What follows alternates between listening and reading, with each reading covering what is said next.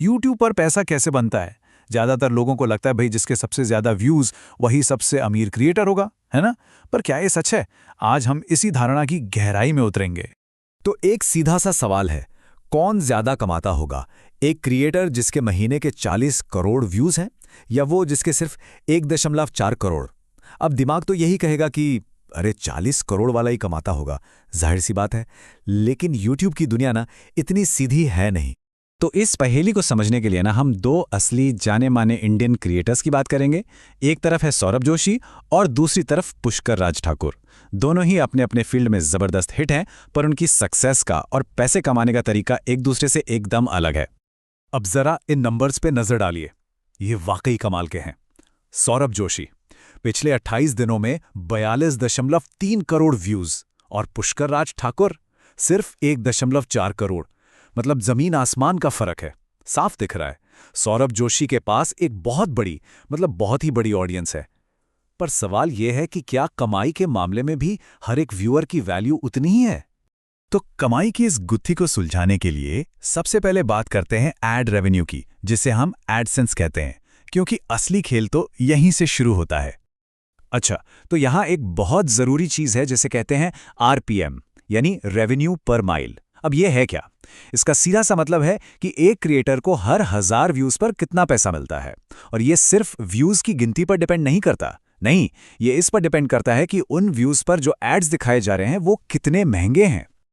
ये चार्ट देखिए, बिल्कुल साफ है। व्यूज की रेस में सौरभ जोशी कहां हैं और पुष्कर राज ठाकुर कहां।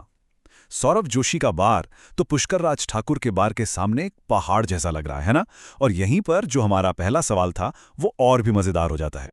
अब आता है असली ट्विस्ट। सौरभ का चैनल है एंटरटेनमेंट का, जहां आम जनता आती है। तो वहां एड्स भी कैसे चलेंगे? साबुन, तेल, शैम्पू, इस टाइप के।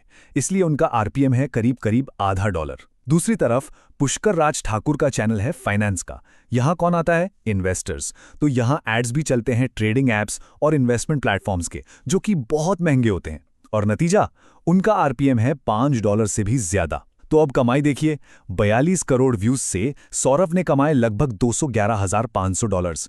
वहीं पुष्कर ने सिर्फ 1.4 करोड़ व्यूज से ही करीब $70,000 कमा लिए।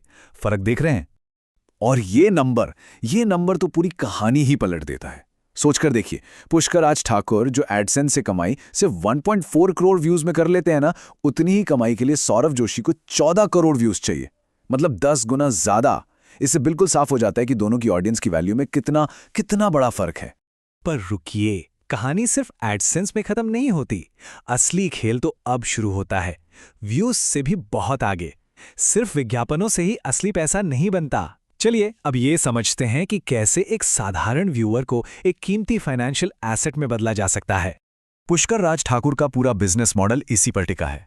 देखिए, उनका व्यूअर चैनल पर सिर्फ टाइम पास करने नहीं आता, वो एक मकसद से आता है। उसे पैसे इन्वेस्ट करने हैं, सीखना है। तो पुष्कर का वीडियो क्या करता है? वो उसे एक डीमैट अकाउंट खोलने के लिए या कोई कोर्स खरीदने के लिए मोटिवेट करता है। और जैसे ही वो ये करता है, बूम, एक व्यूअर बन जाता है एक लाइफ टाइम क्लाइंट, जिससे उन्हें बार बार लगातार कमाई होती रहती है। तो यहां हमें दो एकदम अलग बिजनेस मॉडल दिखते हैं। सौरभ जोशी का एसेट है लोगों का अटेंशन या ध्यान, वो इसे बेचते हैं। वहीं पुष्कर राज ठाकुर का एसेट है व्यूअर का इंटेंशन, यानी उसका इरादा। एक का गोल है ज्यादा से ज्यादा भीड़ इकट्ठी करना, ज्यादा व्यूज लाना, और दूसरे का गोल है हर एक व्यूअर को एक वैल्यूएबल क्लाइंट में बदलना। तो इस पूरे एनालिसिस से हमें क्या समझ आता है? ये हमें एक बहुत ही बड़े सवाल पर लाकर खड़ा कर देता है। पॉपुलैरिटी जरूरी है या प्रॉफिट? एक क्रिएटर का असली फाइनल गोल आखिर होना क्या चाहिए? ये एक लाइन है जो इस पूरी बात का निचोड़ है कि फाइनेंस नीश का एक व्यूअर एंटरटेनमेंट नीश के 100 व्यूअर्स से ज्यादा कीमती होता है। सीधी सी बात है, क्वालिटी हमेशा क्वांटिटी पर भारी पड़ती है। एक ऐसा व्यूअर जिसे सच में आपके प्रोडक्ट या सर्विस में इंटरेस्ट है, वो उन 100 लोगों से कई बेहतर है जो सिर्फ टाइम पास के लिए वीडियो देख रहे हैं। तो अगली बार जब किसी चैनल को सिर्फ उसके व्यूज देखकर जज किया जाए, तो एक बात जरूर याद रखनी चाहिए, यूट्यूब सिर्फ वीडियोस अपलोड करने की जगह नहीं है। ये एक पूरा का पूरा बिजनेस है, और यहां असली सक्सेस उसे ही मिलती है जिसके पास सही स्ट्रैटेजी और अपनी ऑडियंस की गहरी समझ हो। और जाते जाते मैं एक सवाल सबके लिए छोड़ना चाहूंगा, क्या बनाना ज्यादा वैल्यूएबल है? एक बहुत बड़ी भीड़ जो आपको सिर्फ जानती है, या फिर एक ऐसा एसेट जहां हर एक इंसान आपके लिए सोने की खान जैसा हो? इस पे सोचेगा जरूर।